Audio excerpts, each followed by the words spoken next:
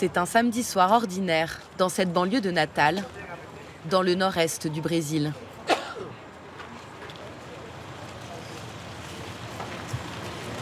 Bonsoir. Bonsoir. Apparemment, il était assis. Ils sont arrivés et ils lui ont tiré dessus. 2 motards auraient abattu cet homme de 39 ans, surpris dans son salon, alors qu'il regardait la télévision. Il y a un projectile là.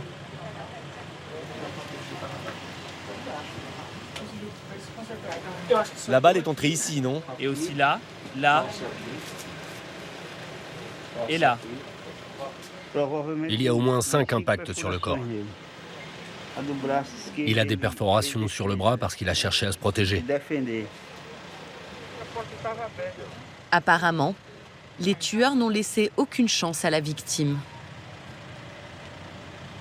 Nous avons un impact d'arme à feu qui indiquerait que les auteurs auraient commencé à tirer depuis l'extérieur de la maison. Ils seraient entrés ensuite et la victime serait tombée ici.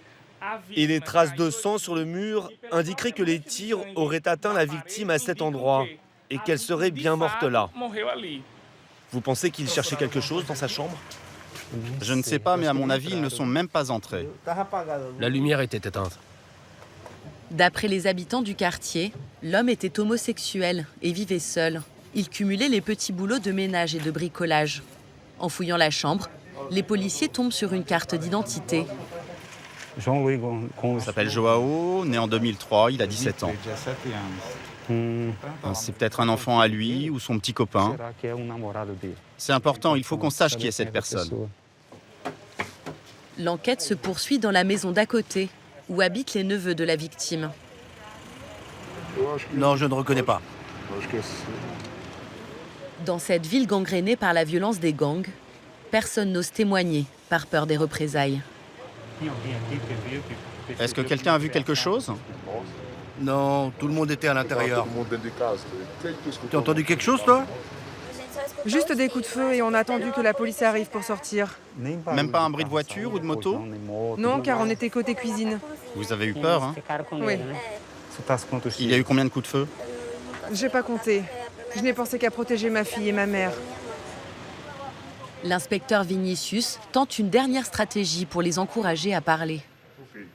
Sur ce papier, c'est le numéro de téléphone pour les dénonciations anonymes. Je vous en laisse quelques-uns. Voilà, vous dites bien que c'est anonyme. Ça pourrait aider.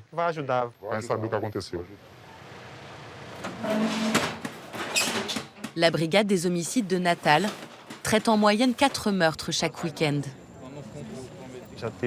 Une fois, j'ai eu 8 homicides quand j'étais de garde.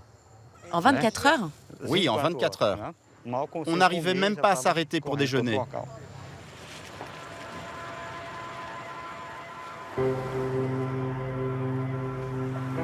Natal, 800 000 habitants, est la capitale d'un des États les plus violents du Brésil. Son taux d'homicide est 2 fois plus élevé que dans le reste du pays et 30 fois supérieur à celui de la France. Ici, un meurtre a lieu toutes les 6 heures. Un vol toutes les 30 minutes. Des braquages à main armée dans les transports en commun, dans les magasins ou encore les stations essence. Les enlèvements ont lieu en pleine rue et en plein jour. Des quartiers entiers sont sous l'emprise des gangs. Ils contrôlent le trafic de drogue et imposent aux habitants un régime de terreur.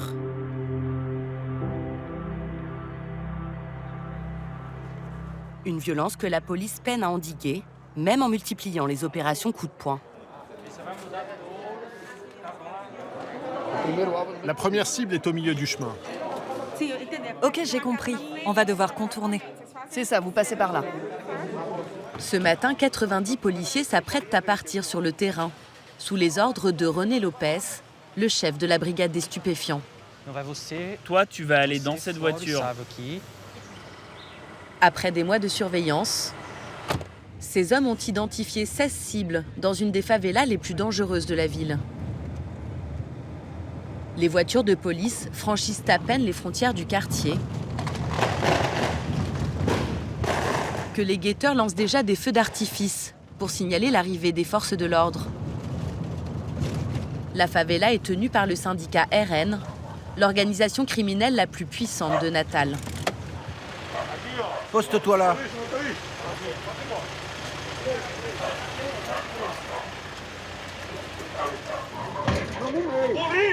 Police! Dans cette maison vit la famille d'un des chefs du gang. La voie est libre. Il y a quelqu'un d'autre ici? Non. Quel est votre nom? La policière va vous accompagner pour que vous vous habilliez. La femme et les enfants du trafiquant sont surpris en plein sommeil. Lui est absent. Il purge une peine de 16 ans de prison pour meurtre. Mais il continuerait à manœuvrer depuis sa cellule. Sa femme serait son bras droit. Je comprends rien à ce qui se passe. J'ai rien fait de mal. Je suis pas un bandit. Il y a des armes à feu ici? Il n'y a rien, je vous dis. Vous pouvez tout retourner si vous voulez. Le commissaire Lopez saisit plusieurs téléphones. Mais malgré une fouille minutieuse, rien d'illégal chez le chef du gang. À quelques rues de là, en revanche, une autre équipe vient de réaliser une prise dans une maison beaucoup plus modeste.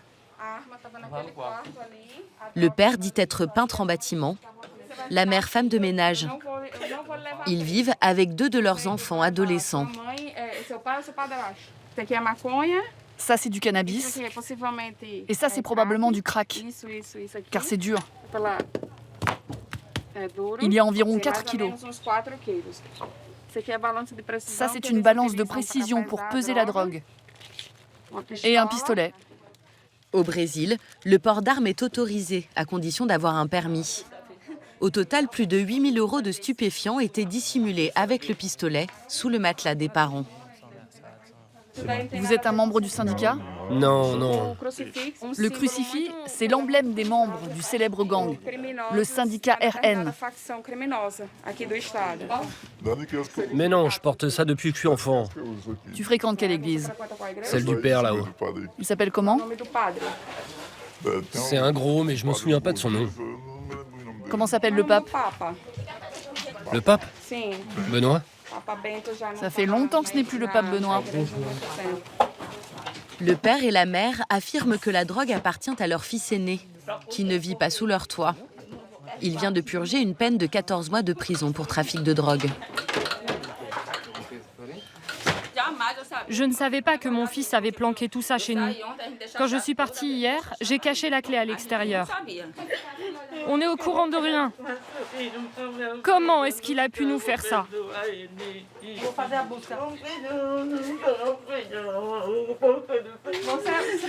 Vous pensez qu'il va se rendre à la police? Je sais pas. Les parents, qui n'ont pas de casier judiciaire, sont arrêtés.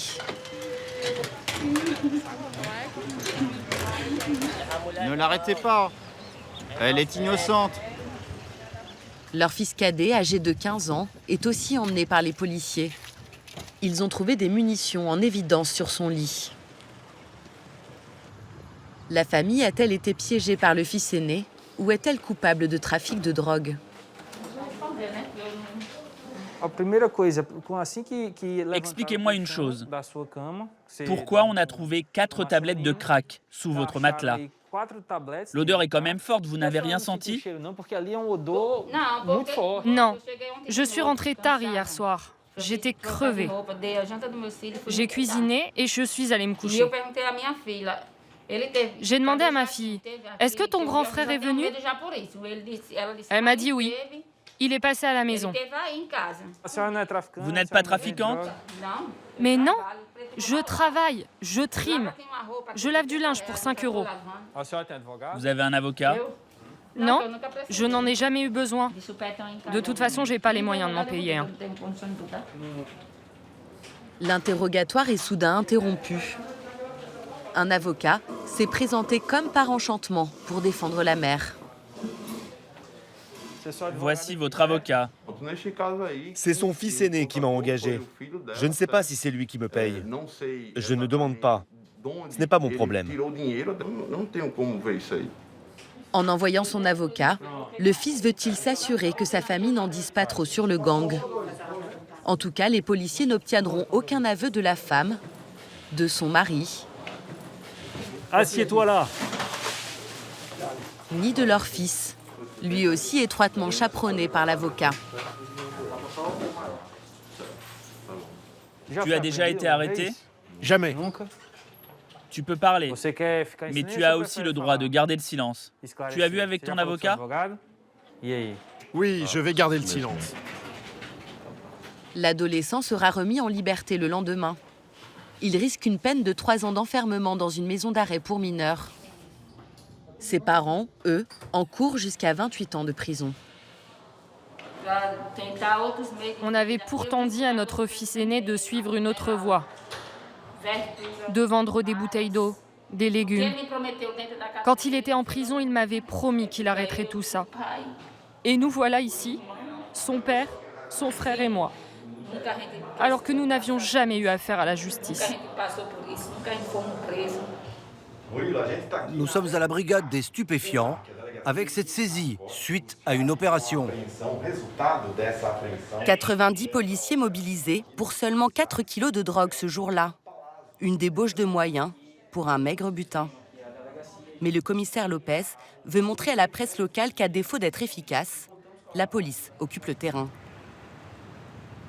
À Natal, depuis 1 an, les saisies de drogue ont été multipliées par 10. Toute la marchandise termine ici, dans cette usine d'incinération. 380 kilos sont brûlés ce matin-là, essentiellement du cannabis et de la cocaïne. Allez, c'est parti. L'équivalent de 6 mois de saisie. Qu'est-ce que vous ressentez aujourd'hui? De la gratitude. C'est le moment où on voit le résultat, la finalité du travail que l'on abat tous les jours. Le Brésil est devenu une des plaques tournantes du trafic de cocaïne dans le monde. Le volume de drogue interceptée a triplé ces 5 dernières années. C'est une lutte sans fin.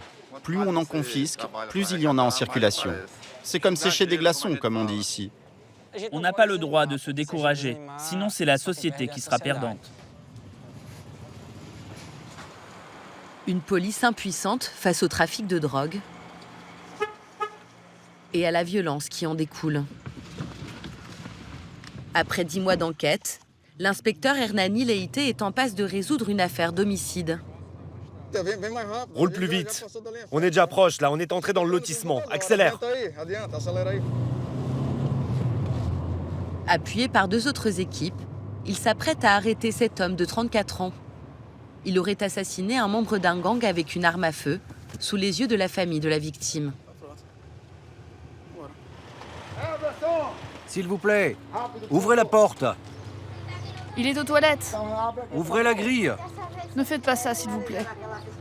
On ne fait que notre travail. On doit boucler cette affaire.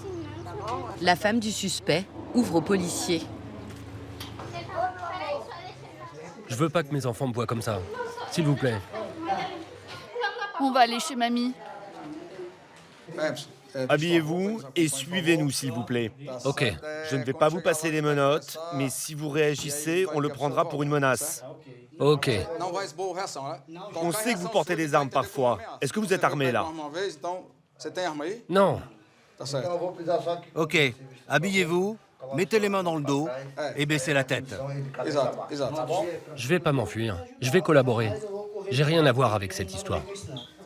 La police dispose pourtant d'un indice accablant contre cet employé d'une société de sécurité privée, père de 2 enfants. Calme-toi. Écoute, appelle l'avocat, Maître Joao, et reste calme.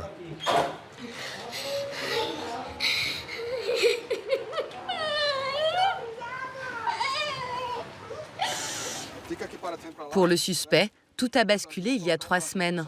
Il se fait contrôler par hasard par des policiers. Ils lui confisquent son revolver, qu'il détient illégalement. Baissez la tête. Les tests balistiques prouvent que c'est l'arme qui a servi à tuer le membre du gang près d'1 an plus tôt. Vous niez vous être rendu dans la maison de la victime ce soir-là, correct? Correct. Mais pour la détention d'armes illégales, j'assume ma responsabilité. L'homme nie le meurtre, mais reconnaît avoir eu une violente altercation avec la victime et sa bande avant les faits. Ils ont essayé de me tuer, parce que je travaille dans la sécurité. J'ai porté plainte au commissariat d'ailleurs. Ce jour-là, ils ont laissé tomber un téléphone portable que j'ai remis à la police. Il était rempli de noms et de numéros de téléphone de membres du syndicat RN. Après cette agression, j'ai dû me débrouiller pour trouver une arme. Parce que vous savez, quand on appelle la police, elle répond qu'elle ne vient pas dans notre quartier parce qu'il est trop dangereux. L'inspecteur est persuadé que le suspect a voulu se faire justice lui-même suite à l'agression du gang. Il est incarcéré. C'est possible qu'il ait tué la victime par peur qu'elle ne le tue avant. Ces vengeances sont très courantes au Brésil. Si la police avait plus de moyens, si la justice allait plus vite, les gens seraient jugés rapidement et les criminels seraient plus souvent condamnés. Il n'y aurait plus ce problème d'impunité. Au Brésil, plus des 2/3 des homicides ne sont jamais élucidés.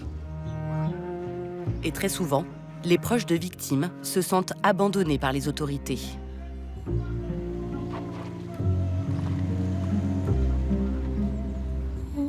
Comme Cristina et son mari Joao. Cette serveuse au chômage et ce gardien d'immeuble attendent depuis 1 an que la police arrête les meurtriers de leur fils Eduardo. Il serait mort à 23 ans pour une console de jeux vidéo. Là, il nous avait rendus très heureux en obtenant son tout premier diplôme. Il avait 16 ans. Il avait toujours le sourire.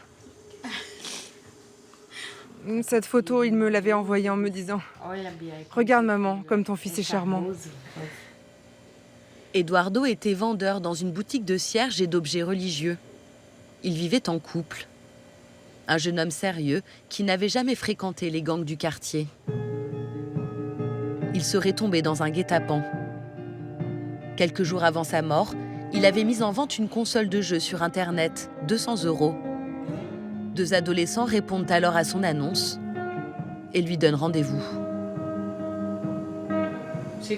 D'après les voisins qui ont tout entendu, Eduardo n'arrêtait pas de répéter « Ne me volez pas ma console, s'il vous plaît. Vous m'aviez dit que vous l'achèteriez. » Mais comme il a mis un peu de temps à lâcher son sac, ils ont tiré et il est mort sur place. les secours sont arrivés et sont restés 10 minutes à l'extérieur de la résidence, alors qu'Eduardo agonisait. Ils attendaient que la police arrive sur place pour rentrer, parce que le quartier était trop dangereux. Impossible pour ses parents de faire leur deuil tant que les tueurs de leur fils sont en liberté. 1 an après le meurtre, l'enquête est en train de prendre un tournant décisif. Un des 2 suspects vient d'être arrêté, il a 19 ans. Nous l'appellerons Luis. Je suis ici avec un mandat de perquisition. On peut aller dans votre chambre ? 11 jours seulement après le meurtre, Luis avait été identifié grâce au message qu'il avait échangé avec la victime au sujet de la vente de la console. Mais à cause d'un cafouillage administratif, la police n'avait pas obtenu de mandat. C'est quoi ce téléphone ? Je l'ai acheté il y a longtemps. Il a un problème, il ne marche plus. 1 an après les faits, plus aucune trace de la console de jeux vidéo. Pas de drogue ni d'armes non plus. Luis affirme avoir rompu avec ses mauvaises fréquentations. Il a trouvé un travail de vendeur et a déménagé dans un quartier plus favorisé chez son grand-père, où vivent aussi sa mère et son beau-père. Il n'est pas dangereux. Pourquoi vous le mettez en prison? Il n'est pas dangereux. Ne fais pas de bêtises et on va se battre. Ok? Je suis désolé. Luis assure qu'il n'a pas tué Eduardo. Mais il reconnaît lui avoir tendu un piège pour rendre service à un de ses amis, surnommé Junior. Mon ami est venu chez moi pour me demander de lui trouver une console de jeu. J'ai cherché, j'ai trouvé. Puis il m'a dit, toi tu vas juste conduire la moto. J'ai dit ok. Tu devais gagner combien? C'était juste pour l'aider parce qu'il devait de l'argent à des gars, comment dire... Des membres de son gang? Oui, je voulais juste l'aider. Tu savais qu'il avait une arme? Oui, j'étais au courant. Junior a tiré parce que le mec a voulu lui prendre son arme. Ok, on va essayer de le trouver pour confronter vos versions. Luis se souvient précisément des faits. Mais quand il s'agit d'identifier son complice, sa mémoire flanche. Tu ne connais pas son vrai nom? Non, je ne sais pas. Tu dis qu'il a un tatouage. Tu te souviens comment il était? Je me souviens pas. Un dessin? Un nom? Je sais plus. Tu ne sais rien d'autre sur lui? Son père, c'est un grand. Il vend des trucs pour le gang en bas de la résidence. L'inspecteur pense que Luis a donné volontairement le minimum d'informations. Comme ça, si le gang lui demande des comptes, il pourra dire qu'il n'a dénoncé personne, qu'il a juste donné quelques éléments sous la pression de la police. Il sait bien que s'il balance, il ne survivra pas longtemps. Luis affirme n'avoir jamais appartenu à aucun gang. Mais selon lui, personne ne peut se soustraire à leur loi. Par exemple, si la police débarque, ils tapent à ta fenêtre. Ils te forcent à cacher leurs trucs. Sinon, tu auras des problèmes. Ils te passent une arme, de la drogue. La police arrive et ils ne peuvent pas s'échapper. Alors ils viennent carrément se cacher chez toi. Ou alors, ils planquent des choses dans ta maison, puis repartent. Dans ces quartiers, c'est impossible, entre guillemets, de ne pas se retrouver mêlé à tout ça. Luis encourt jusqu'à 30 ans de prison pour vol suivi de meurtre. S'il est prouvé qu'il n'a été que complice, sa peine sera réduite d'un tiers. Monsieur Joao? C'est Larissa, vous allez bien? Une policière des homicides s'empresse de contacter le père d'Eduardo, la victime. Le mandat a été exécuté. On a arrêté le garçon. Ça me soulage le cœur. Je sais. Il va payer pour ce qu'il a fait. Exactement. Et vous et votre femme, vous aurez un tout petit peu de réconfort. Au revoir. Près de 50 000 personnes sont victimes de meurtres chaque année au Brésil, le 10e pays le plus violent au monde.